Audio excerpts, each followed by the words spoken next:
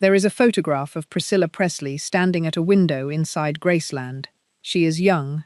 She is dressed exactly the way Elvis liked her dressed, hair exactly the way Elvis liked it done, and she is looking out through the glass at a lawn she was rarely allowed to walk across alone. People visit that house today by the millions. They walk through the jungle room, the racquetball building, the meditation garden where he's buried, and they leave, thinking they've seen the inside of a love story. They haven't. They've seen the outside of a cage, decorated so well that nobody who toured it for 50 years thought to ask why the woman who grew up in it left before she turned 30. Priscilla Beaulieu was 14 years old when she met Elvis Presley. He was 24. He was already the most famous man in America, stationed in West Germany, restless, grieving his mother, and looking for something to fill the space she'd left.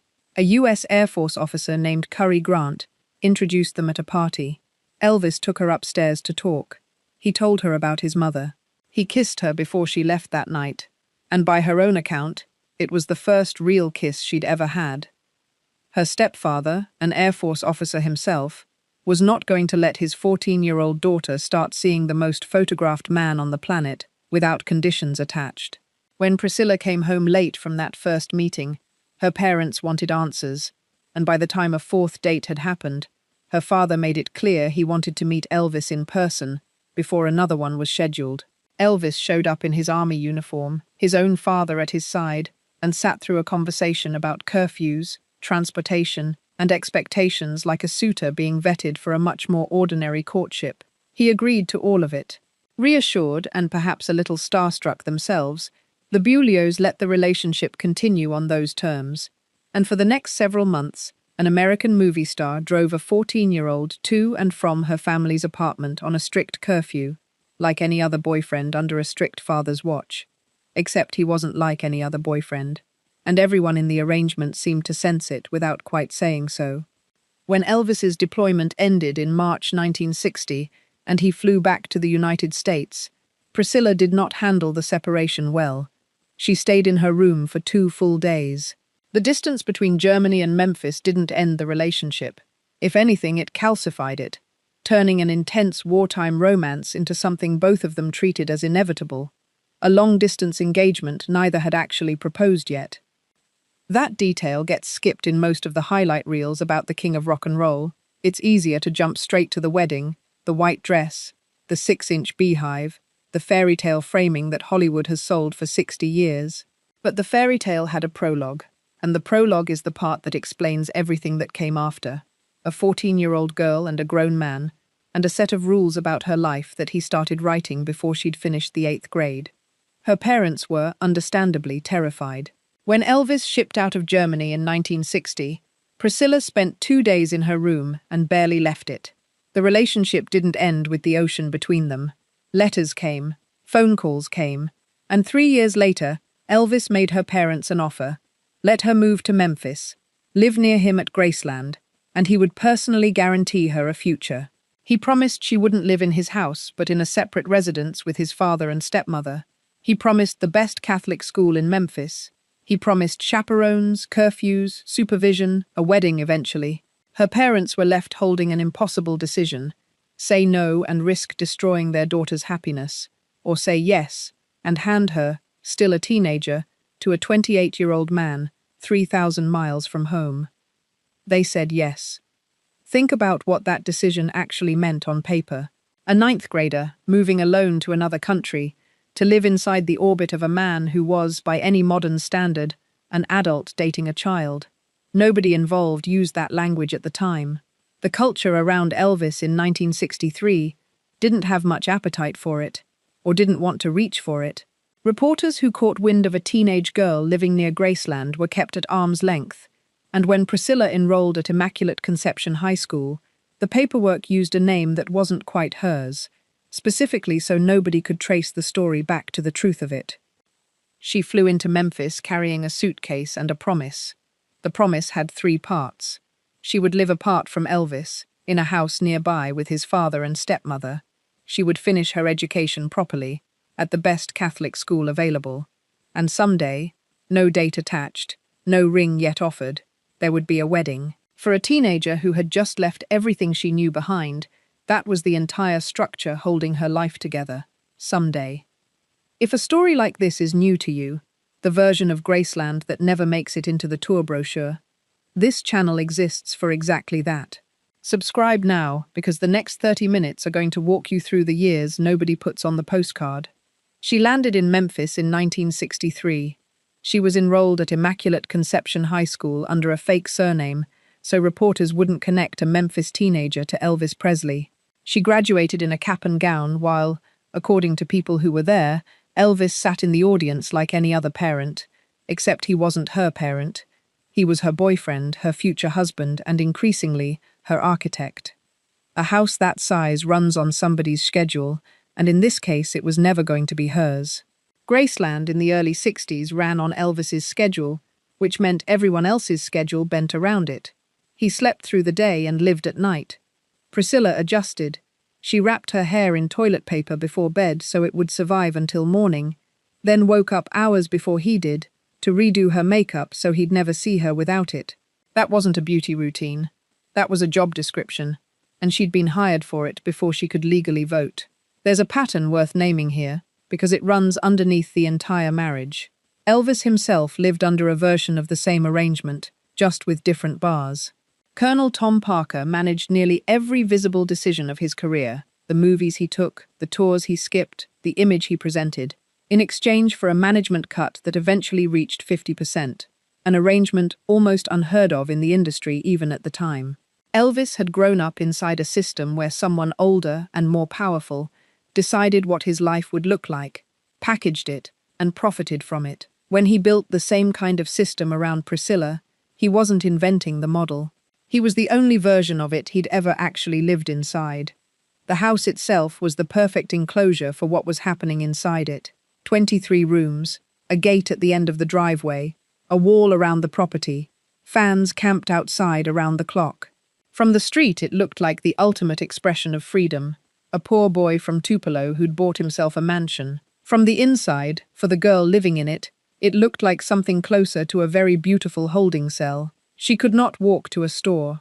She could not make a friend without Elvis's approval. She could not leave the grounds without someone driving her, and that someone reported back. This is the part of the story the movies eventually caught up to, 6 decades late. Sofia Coppola's 2023 film Priscilla spent its entire runtime on exactly this, using the architecture of Graceland itself to show a young woman with no power, filmed through glass, through door frames, through windows, that made the mansion look less like a home and more like an aquarium. One recurring shot has her staring out through the mansion's oversized windows in a pose directors usually reserve for characters who own a room. Coppola inverts it. Here, the glass doesn't frame ownership.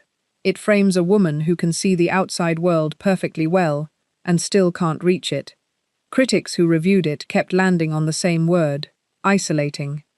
That's not artistic license. It's a fairly literal description of Priscilla Beaulieu's daily life between the ages of 18 and 21, years before she'd even become Priscilla Presley, and the film exists in direct tension with an entirely different movie released the year before it, Baz Luhrmann's Elvis, which told the same decade from inside Elvis's head, all velvet curtains and stadium lights, barely pausing long enough to notice the girl waiting back at the house. And what happened to her wardrobe during those years tells you almost everything about the relationship you need to know. Elvis picked her clothes. Elvis picked her hair color, dyeing it jet black to match his own. Elvis picked her makeup, telling her plainly that he liked a lot of it, and she wore a lot of it, every single day, for over a decade, whether or not it was ever actually her taste. A teenager arrived in Memphis with her own face, a finished product, left the salon a few years later wearing his. None of this is speculation stitched together from tabloids. It comes largely from Priscilla's own account, first in her 1985 memoir, Elvis and Me, and again 40 years later, in a second memoir, released in 2025 called Softly, As I Leave You. 2 books, decades apart, both circling the same conclusion. She loved him, and loving him meant disappearing into a version of herself that he had designed. The wardrobe changes started small and never really stopped. Elvis liked women in a certain silhouette, tight, dark, dramatic, and Priscilla's closet was slowly replaced with clothes bought to fit that preference rather than hers. Photographs from Germany, taken before she'd ever set foot in Memphis, show a fairly ordinary teenager in ordinary clothes. Photographs from a few years into life at Graceland show someone styled to match a fantasy that existed in Elvis's head before she'd arrived to fill it. Even her natural hair color disappeared under his direction, dyed black to sit closer to his own, until the woman raising a newborn in that house barely resembled the girl who had landed at the Memphis airport. None of the men around Elvis seemed to find any of this unusual, which says something on its own. The entourage that lived and worked at Graceland, the group that came to be known, half-jokingly, as the Memphis Mafia, orbited Elvis's schedule, Elvis's moods, and Elvis's instructions without much apparent thought for what any of it looked like from Priscilla's side of the house. She wasn't staff, and she wasn't quite family either, not yet. She occupied a strange middle status, the woman everyone assumed would eventually be Mrs. Presley, waiting on a promise nobody had put a date on. By the time she was 21, 4 years had passed inside that gate. 4 years of curfews, 4 years of borrowed clothes, 4 years of being groomed, in the fullest sense of that word, into a wife. And in 1966, right before Christmas, Elvis finally proposed. Not out of some grand romantic instinct. His manager, Colonel Tom Parker, had grown nervous about what the public would do with a story like theirs if it stayed unofficial much longer. A wedding would clean it up. A wedding would end the questions. So on May 1st, 1967, in a private suite at the Aladdin Hotel in Las Vegas, Priscilla Beaulieu became Priscilla Presley. She was 3 weeks from her 22nd birthday. He was 32. The ceremony lasted 8 minutes. Guests were kept to a tight list of close family and a handful of Elvis's inner circle, and reporters staking out Las Vegas that week largely missed it entirely. Colonel Parker had planned the whole thing like a military operation, right down to the decoy press conference held afterward to control the story before anyone else could tell it. The reception, by most accounts, lasted longer than the courtship had felt honest. They had sex for the first time that night, their wedding night, after 8 years of knowing each other. Priscilla got pregnant almost immediately, and Elvis's first reaction to the news wasn't joy, it was worry, about his career, about his image, about what fatherhood would do to the machine that Colonel Parker had spent a decade building around him. When Priscilla was 7 months pregnant, he asked for a trial separation. They reconciled within weeks. Lisa Marie was born in February 1968, and for a while, Graceland looked from the outside exactly like what it was supposed to look like. A rock star, a wife, a baby, a happy ending delivered on schedule. There's a photograph from that period that gets recycled constantly in documentaries about Elvis. Priscilla in the hospital bed, Elvis beaming beside the bassinet, the whole tableau lit like a magazine cover. It ran in papers around the world within days. What it didn't show was a young mother who had just spent the final trimester of her first pregnancy fielding a request for a trial separation, or a household that was about to fall right back into the same rhythm it had run on for years. Elvis's hours, Elvis's absences, Elvis's rules, except now with an infant added into the middle of it. 9 months pregnant and asked to consider a separation is not a detail that fits comfortably into the fairy tale version of this marriage, so it rarely gets included in it. It's easier to show the christening gown, the nursery decorated at Graceland, the two of them posed together for the cameras Colonel Parker had arranged, than to sit with the fact that Elvis's first instinct at the news of his own daughter's impending arrival was to ask for space from the woman carrying her. Priscilla stayed. She always stayed, for 6 years of marriage and years of courtship before that, which is itself a detail worth taking seriously, rather than judging from a distance. Staying wasn't naivety. It was the only version of the relationship she had ever known, built one curfew and one wardrobe change at a time, since she was 14 years old. It wasn't one. It was the beginning of the part of the marriage where the cage started to show its bars from the inside too. To keep up with Elvis's nights, Priscilla started taking amphetamines to stay awake, and sleeping pills to come down afterward. A chemical routine several biographers have connected directly to the pace of the household Elvis ran. She was raising an infant on almost no sleep, propped up by pills he had introduced her to, inside a house full of men who worked for him and answered to him, the entourage that called themselves the Memphis Mafia, who lived on the grounds, ate at his table, and existed to keep Elvis entertained. Priscilla wasn't one of them. She was the person they all, in one way or another, orbited around and reported on. Elvis's own version of marriage, according to Priscilla's later writing, was blunt. A Southern man expected his woman to be pretty, submissive, and pleasant around the clock. Her purpose, as she put it, was to meet his needs before she ever got around to considering her own, if she considered them at all. She laid his pajamas out every night. She learned not to ask about the other women because there were other women, on movie sets, in Las Vegas, in a life that took him away from Graceland for months at a stretch, while she stayed behind with a toddler in a mansion that increasingly felt less like a marriage and more like a waiting room. This is usually the moment where a story like this either gets buried under a nostalgic soundtrack or gets told honestly. We're doing the second one. If that's the kind of history you want more of, hit like on this video right now and subscribe so the next one lands in your feed. The affairs weren't hidden well, and by the early 70s, Priscilla knew. Elvis was gone for months at a time on movie sets and Las Vegas residencies, and the women who came and went from those sets weren't a secret kept from anyone paying attention, least of all his wife. She stayed anyway, for years, in a house he'd built and she'd been raised in, raising their daughter largely on her own between his tours. What she didn't expect was that her own exit would start the same way his infidelities had, with someone new. Elvis had personally hired a karate instructor named Mike Stone to train Priscilla, a hobby he'd encouraged partly to give her something to occupy the long stretches when he was gone. It's a detail with a bitter kind of symmetry to it. The man who controlled nearly every part of his wife's life had, without meaning to, handed her the one relationship he hadn't scripted. She fell for Stone. By 1972, she had made a decision that had been years in the making. She was leaving Graceland. Elvis did not take it well. By several accounts, he initially blamed Stone for the collapse of a marriage that had been quietly failing long before Stone ever entered the picture, and friends later described him as devastated in a way that surprised even people who knew how much he depended on her. But Priscilla was firm. She filed for divorce in 1972, and it was finalized on October 9, 1973. The settlement split their assets, and custody of Lisa Marie was shared. The tabloids ran the story as a tragedy. The king, abandoned by his wife. What actually happened was closer to the opposite.